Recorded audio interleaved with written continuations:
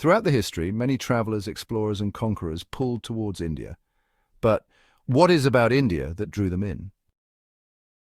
The Roman writer Pliny complains in his account, Natural History, that Rome was drained of gold on account of her trade with India. India was a major player in global trade due to its immense wealth, which included precious stones, gold, textile, and spices.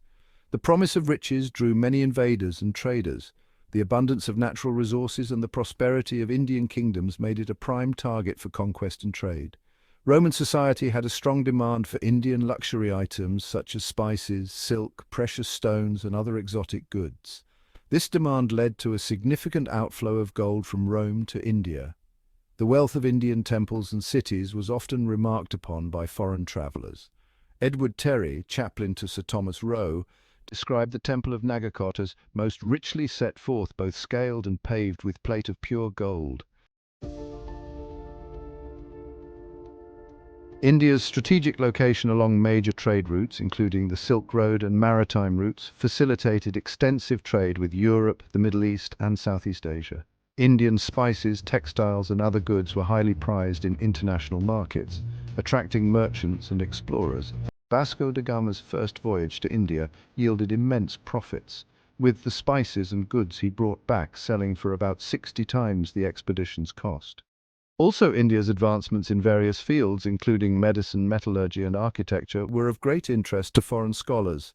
Al-Biruni, a Persian scholar, traveled to India to study its sciences and wrote extensively about Indian knowledge and practices. The exotic appeal of India's diverse landscapes, rich traditions, and vibrant cultures fascinated many explorers. Marco Polo and Ibn Battuta, among others, documented their travels, highlighting the grandeur and diversity of Indian society.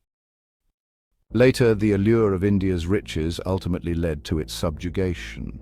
The establishment of the British East India Company in the 17th century marked the beginning of European colonial ambitions in the subcontinent.